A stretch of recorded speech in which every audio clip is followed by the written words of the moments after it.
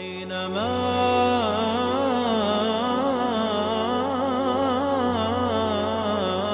صرنا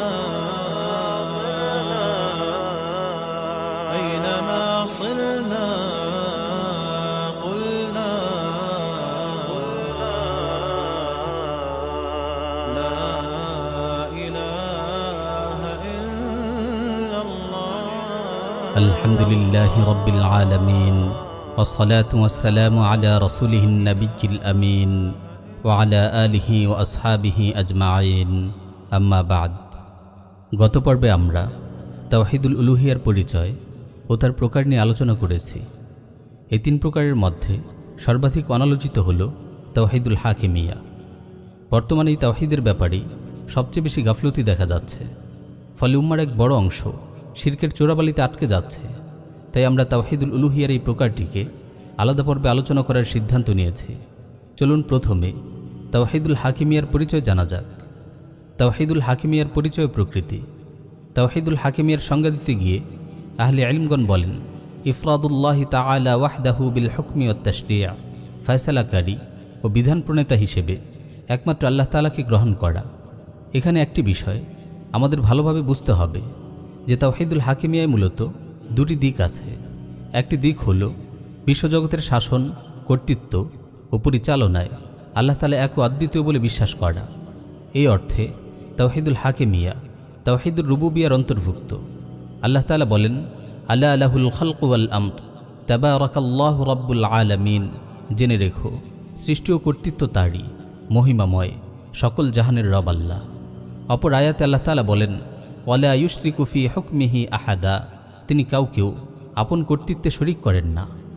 অপর দিক হল আইন, বিধিবিধান ও বিচার ফয়সালার জন্য বান্দা একমাত্র আল্লাহ তাআলার শরণাপন্ন হবে। আল্লাহর নাজিলকৃত শরিয়াকেই নিজেদের সংবিধান হিসেবে গ্রহণ করবে এবং আল্লাহর জমিনে আল্লাহর প্রতিনিধি রূপে আল্লাহর আইন বাস্তবায়ন করবে। এই অর্থে তাওহীদুল হাকিমিয়া তাওহীদুল উলুহিয়ার অন্তর্ভুক্ত। তাওহীদুল হাকিমিয়া বলে আমাদের এই অর্থই উদ্দেশ্য, যারা আইন, বিধিবিধান ও বিচার ফয়সালার জন্য আল্লাহ তাআলার শরণাপন্ন হয় না, বরং আল্লাহকে বাদ দিয়ে গায়রুল্লাহ তথা তাগুতের কাছে ফয়সালার জন্য যায়, তাদেরকে মুনাফিক ও বেঈমান ঘোষণা করে আল্লাহ তাআলা পবিত্র কালামে মাজিদে ইরশাদ করেন, আলম তারা ইলাল্লাযীনা ইয়াজউমুনা আন্নাহুম আমানু বিমা উনজিলা ইলাইকা ওয়া মা উনজিলা মিন ক্বাবলিক ইউরিদুনা আন ইয়াতাহাকামু ইলাত তাগুত ওয়া ক্বাদ উমিরু আন ইয়াকফুরু বিহি ওয়া ইউরিদু আশ-শাইতানু আন ইউদিল্লাহুম দালালান বাঈদা ওয়া ইযা ক্বিলা লাহুম তাআলাউ ইলা মা আনজালাল্লাহু ওয়া ইলার রাসূল রাআইতাল মুনাফিকিনা ইয়াসুদ্দুনা আনকা সুদুদা। আপনি কি তাদের দেখেননি যারা দাবি করে যে আপনার প্রতি যা অবতীর্ণ হয়েছে এবং আপনার পূর্বে যা অবতীর্ণ হয়েছে তারা তার প্রতি ঈমান এনেছে, অথচ তারা তাগুতের কাছে বিচার প্রার্থী হতে চায়, যদিও তাগুতকে প্রত্যাখ্যান করার জন্য তাদের নির্দেশ দেওয়া হয়েছে এবং শয়তান তাদেরকে ভীষণভাবে পথভ্রষ্ট করতে চায়।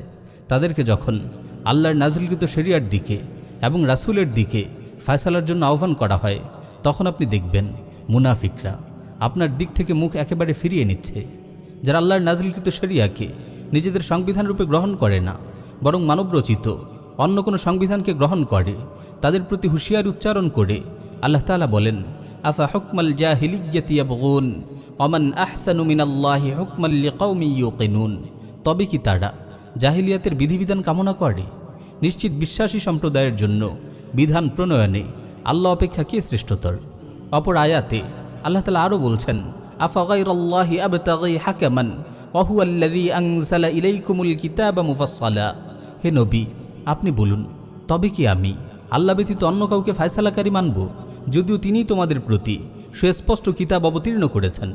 যতক্ষণ না বান্দা জীবনের প্রতিটি ক্ষেত্রে আল্লাহর নাজিলকৃত শরিয়াকে নিজের একমাত্র সংবিধান হিসেবে গ্রহণ ও বাস্তবায়ন করছে, সে মুমিন হতে পারবে না।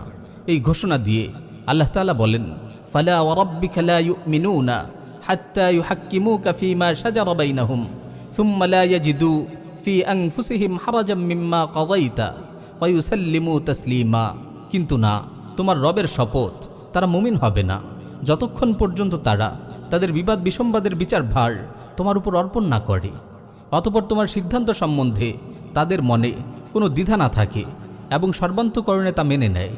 যারা আল্লাহর নাজিলকৃত শরিয়া অনুযায়ী বিচার ও শাসন কার্য পরিচালনা করে না এবং যারা আল্লাহর জমিনে আল্লাহর আইন বাস্তবায়ন করে না, তাদেরকে সুস্পষ্টভাবে কাফের ঘোষণা করে আল্লাহ তাআলা পবিত্র কালামে মাজিদ ইরশাদ করেন, ওয়ামাল্লাম ইয়াহকুম বিমা আনজালাল্লাহ ফাউলাইকা হুমুল কাফিরুন। যারা আল্লাহর নাজিলকৃত শরিয়া অনুযায়ী বিচার ফায়সালা করে না, তারাই তো কাফির।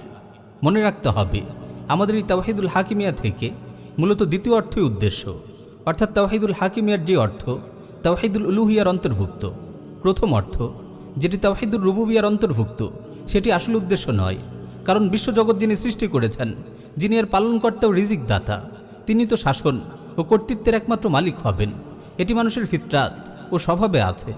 নিছক বিকৃত স্বভাব ও নষ্টবুদ্ধির মানুষ ছাড়া কেউ গায়রুল্লাহকে বিশ্বজগতের শাসন ও কর্তৃত্বে শরিক করতে পারে না। কোনো গায়রুল্লাহর বিধান দেওয়ার ক্ষমতা আছে একথা ভাবতেও পারে না। মানুষ যেখানে ভুল করে সেটি হলো তারা আল্লাহর নাজিলকৃত শরিয়াকে জীবন বিধান হিসেবে গ্রহণ করে না, বরং কেউ নিজেরাই রবের আসনে বসে বিধিবিধান প্রণয়ন করে। আবার কেউ গায়রুল্লাহ ও তাগুত রচিত আইনকে নিজেদের সংবিধান হিসেবে গ্রহণ করে নেয়। এভাবে তারা ঈমানের গণ্ডি থেকে বের হয়ে মুশরিক হয়ে যায়। নাউযুবিল্লাহি মিন যালিক। আল্লাহ তাআলা আমাদের সবাইকে এই ধরনের গুনাহ থেকে হেফাজত করুন। এবার আমরা তাওহীদুল হাকিমিয়া থেকে বিচ্যুতির কিছু ধরন নিয়ে আলোচনা করব। তাওহীদুল হাকিমিয়া থেকে বিচ্যুতির ধরন: কেউ যদি আল্লাহ রাব্বুল আলামিনকে একমাত্র বিধানদাতা হিসেবে মেনে না নেয় এবং গায়রুল্লাহর বিধান দেওয়ার অধিকার আছে মনে করে, তবে নিঃসন্দেহে সে কাফির। যারা জেনে বুঝে আল্লাহর নাজিলকৃত শরিয়া বাদ দিয়ে মানুষের হাতে গড়া সংবিধান দিয়ে বিচার ও শাসন কার্য পরিচালনা করে, তারা ঈমানের গণ্ডি থেকে বের হয়ে কাফির হয়ে যায়।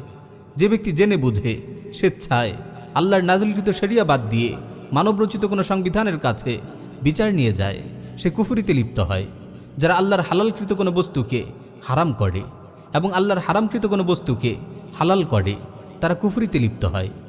মুসলিম উম্মাকে তাওহীদুল হাকিমিয়া থেকে বিচ্যুত করার জন্য কাফিররা যত ফাঁদ পেতেছে, তার মধ্যে সবচেয়ে জঘন্য ও মারাত্মক ফাঁদ হল গণতন্ত্র। প্রিয় ভাই, তাওহীদুল হাকিমিয়ার আলোকে আপনারা নিশ্চয়ই বুঝতে পেরেছেন গণতন্ত্র হল নির্ভেজাল শিরক। একটু চিন্তা করে দেখুন, গণতন্ত্র কিভাবে আজ লক্ষ লক্ষ অবুঝ মুসলিমকে তাওহীদ থেকে বিচ্যুত করছে এবং শিরকের পথে নিয়ে যাচ্ছে। শিরকি গণতন্ত্র নিয়ে বিস্তারিত জানতে দেখুন উম্মা নিউজ কর্তৃক নির্মিত শর্ট ডকুমেন্টারি গণতন্ত্র একটি কুফরি জীবন ব্যবস্থা। তাওহীদুল হাকিমিয়া নিয়ে দায়ী ভাইদের ভ্রান্ত মানহাজ। বড় আশ্চর্যের কথা হলো, আমাদের অধিকাংশ দায়ী ভাই সহিহ আকীদার দাওয়াত দেওয়ার দাবি তো করেন, কিন্তু পরিপূর্ণ তাওহীদের দাওয়াত দেন না। তারা তাওহীদুল উলুহিয়ার কথা তো বলেন, কিন্তু তাওহীদুল হাকিমিয়ার কথা লুকিয়ে রাখেন। আল্লাহ মালুম এই মডারেট দাওয়াত তারা কোথায় পেলেন। তাগুত সরকার মন খারাপ করবে এই ভয়ে কি তারা তাওহীদের এই গুরুত্বপূর্ণ অঙ্গ ছাঁটাই করে ফেলেছেন? বাংলার লক্ষ লক্ষ মানুষ তাওহীদুল হাকিমিয়া সম্পর্কে কিছুই জানে না, ফলে তারা নিজেদের অজান্তেই শিরকে লিপ্ত হচ্ছে, ঈমান হারা হচ্ছে। এত মানুষের শিরকের দায়ভার কি আপনাদের ঘাড়ে চাপবে না? হাসরের ময়দানে আপনারা আল্লাহকে কি জবাব দেবেন? খণ্ডিত তাওহীদের দাওয়াত দেওয়ার এই অনুমতি ইসলামে আপনারা কোথায় পেয়েছেন? কেবল তাগুত সরকারকে সন্তুষ্ট রাখার জন্য, নিজেদের দুনিয়াবী সুবিধা ও আরাম আয়েশকে টিকিয়ে রাখার জন্য সহিহ আকীদার দাওয়াতের নামে মুসলিম ভাইদের সঙ্গে কেমন খেয়ানত! আমাদের সবচেয়ে বেশি দুঃখ লাগে, পূর্ণাঙ্গ তাওহীদের দাওয়াত তো তারা নিজেরা দেনই না। তাগুতের রক্তচক্ষু উপেক্ষা করে কেউ এই দাওয়াত দিলে তারা তাদেরকে খারেজি ও জঙ্গি বলে আখ্যায়িত করেন। আল্লাহ তাআলা আমাদের এমন খেয়ানত থেকে রক্ষা করুন। প্রিয় ভাই, রাসূলুল্লাহর দাওয়াত কেমন কষ্টের ছিল, কতটা ঝুঁকিপূর্ণ ছিল। তাওহীদের দাওয়াত দিতে গিয়ে তিনি কত কষ্ট সহ্য করেছেন। এসব বিষয় নিয়ে আমরা এই সিরিজের ভূমিকায় কিছু আলোচনা করেছি, প্রয়োজনে আবার দেখে নেওয়ার আহ্বান করছি। আমরা যদি রাসূল সাল্লাল্লাহু আলাইহি ওয়াসাল্লামের মতো পরিপূর্ণ তাওহীদের দাওয়াত দিতাম, তাহলে আজ আমাদেরও বিপদসংকুল পথ পাড়ি দিতে হতো। জালিম তাগুত কখনো আমাদের প্রতি সন্তুষ্ট থাকতো না, বরং আমাদেরকে পৃথিবীর বুক থেকে সরিয়ে দেওয়ার চেষ্টা করত, যেমনটি রাসূল সাল্লাল্লাহু আলাইহি ওয়াসাল্লামকে মেরে ফেলার চেষ্টা করা হয়েছে। আমরা এমন বুক ফুলিয়ে অহংকার ভরে বলতে পারতাম না, সাহস থাকলে বাইরে বেরিয়ে এসে তাওহীদুল হাকিমিয়ার কথা বলো। নাউযুবিল্লাহি মিন যালিক। যে দেশে কুফর ও শিরক রাষ্ট্রীয়ভাবে প্রতিষ্ঠিত, সে দেশে তাওহীদের দাওয়াতের নামে এই কিসের দাওয়াত চলছে? রাষ্ট্রীয় শিরকের ব্যাপারে এই নীরবতা কি শিরকে স্পষ্টভাবে সমর্থন করা নয়? প্রিয় নবী সাল্লাল্লাহু আলাইহি ওয়াসাল্লাম তো মক্কায় তার দাওয়ার প্রথম 3 বছর গোপনে তাওহীদের দাওয়াত দিয়েছেন, কিন্তু তিনি কি তাওহীদের খণ্ডিত দাওয়াত দিয়েছিলেন? তিনি শিরকি শাসন ব্যবস্থাকে মেনে নেয়ার অনুমতি দিয়েছিলেন? সুবহানাল্লাহ! তাওহীদের দাওয়াত দেয়া কত কঠিন, কত ঝুঁকিপূর্ণ তা রাসূলুল্লাহর সিরাত থেকে আমরা বুঝতে পারি। আমরা আরও বুঝতে পারি তাওহীদের দাওয়াত প্রতিকূল পরিস্থিতির কারণে গোপনে হতে পারে, কিন্তু তাওহীদের খণ্ডিত দাওয়ার অনুমতি ইসলামে শরিয়া আমাদের দেয় না। যখন বেশ কিছু মানুষ ইসলামের ছায়ায় প্রবেশ করল, আল্লাহ তাআলা রাসূল সাল্লাল্লাহু আলাইহি ওয়াসাল্লামকে প্রকাশ্যে দাওয়াত দেওয়ার অনুমতি দেন, তবে সাহাবীদের তিনি তখনও মুসলিম হওয়ার কথা গোপন রাখার নির্দেশ দেন। জালিমের হাতে গুম, খুন ও নির্যাতনের আশঙ্কায় তাওহীদের দাওয়াত গোপনে তো চলতে পারে, কিন্তু তাওহীদের খণ্ডিত দাওয়াত দেয়া কোনো অবস্থাতেই জায়েজ হতে পারে না। পরিশেষে আল্লাহ রাব্বুল আলামিনের কাছে দোয়া করি, হে আল্লাহ, যেসব মুসলিম ভাইয়েরা বুঝতে পারছে না তাদের আপনি বোঝার তৌফিক দিন। আমাদের সম্মানিত দায়ী ভাইদের পরিপূর্ণ তাওহীদের দাওয়াত দেওয়ার হিম্মত ও সাহস দান করুন। যত উলামা মাশায়েখ এই ভূমিতে দাওয়ার কাজ করছেন, তাদের দাওয়াকে আপনি মুসলিম সমাজের জন্য হেদায়েতের ওসিলা বানিয়ে দিন। আমিন ইয়া রাব্বাল আলামিন।